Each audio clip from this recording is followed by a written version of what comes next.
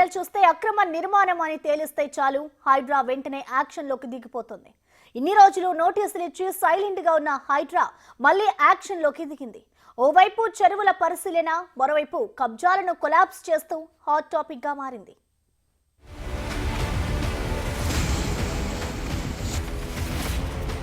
ముందుగా నోటీసులు కూలగొడుతున్నారా సరే, లేదంటే హైడ్రా బుల్డోజర్లు ల్యాండ్ అవుతాయి. తర్వాత సీన్ తెలిసిందే కదా. ప్రెజెంట్ హైడ్రా తీరు ఇలాగే ఉంది.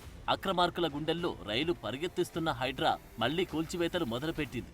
గతంలో ఇలాంటివి చాలా చూశామన్న వారికి ధీటైన జవాబుగా హైడ్రా మారిపోయింది.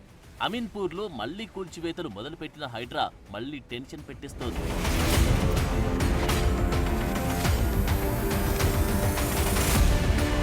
అమీన్పూర్లో రోడ్డుకు అడ్డంగా నిలిచిన భవనాన్ని Hydraa కూల్చివేసింది. Vandanapuri colony survey number 848లో అక్రమంగా ఇల్లు నిర్మించారని ఫిర్యాదు అందడంతో రంగంలోకి దిగి చర్యలకు ఉపక్రమించింది. ఈ క్రమంలోనే సోమవారం తెల్లవారుజామున జేసీబీ సాయంతో సిబ్బంది అక్కడికి చేరుకొని భవనాన్ని కూల్చివేశారు. అటు అమీన్పూర్లో ప్రభుత్వ స్థలాలు, చెరువుల్లో ఆక్రమణలు జరగడంతో హైడ్రా ప్రత్యేకంగా దృష్టి సారించింది. స్థానికుల నుంచి ఫిర్యాదులు వెల్లువెత్తడంతో ఈ అక్రమాలను తొలగిస్తామని హైడ్రా ప్రకటించింది. ఎటువంటి ఆందోళనకు తావు లేకుండా పోలీసులు ముందస్తు జాగ్రత్తలు తీసుకుంటున్నారు.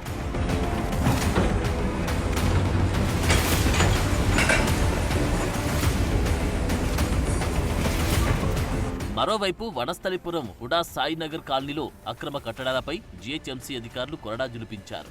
రోడ్ నెంబర్ 5లోని 150 ఫీట్ల పొడవైన రోడ్డును 4 ఫీట్ల వరకు కబ్జా చేశారు.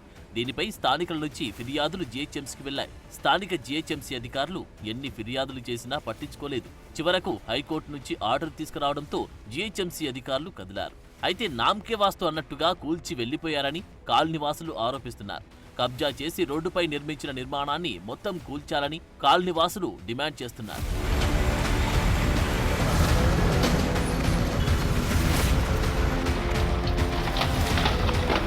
ఇది ఇలా ఉంటే కంప్లైంట్ల ఆధారంగా వరుసగా చెరువుల పరిశీలన చేపడుతున్నారు హైడ్రా కమిషనర్. కబ్జా ఫిర్యాదులు రాగానే స్పాట్లోకి ప్రత్యక్షమవుతున్నారు.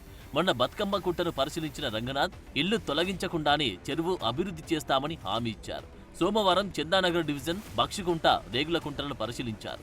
సుందరీకరణలో భాగంగా కుంటలను పరిశీలిస్తున్నట్లు తెలిపారు. డ్రైనేజీ వాటర్ చెరువులో కలవకుండా చర్యలు తీసుకుంటామని వెల్లడించారు. అంతేకాకుండా చెరువులోని నీరును పరిరక్షిస్తామని పేర్కొన్నారు. ఈ రేగులకుంట చెరువు అండ్ బక్షికుంట ఈ 2 చెరువులు కూడా చూడటం జరిగింది. ఇక్కడ ఉన్న సమస్యలన్నింటినీ కూడా మేము అన్నీ కూడా ఇక్కడ అంటే ఈ వాటరు ఏదైతే పొల్యూటెడ్ వాటర్ ఈ చెరువులోకి రావటము లేదా కలుషితం అవుతుంటే దీన్ని వీళ్ళు ఇక్కడ రివైవ్ చేశారు.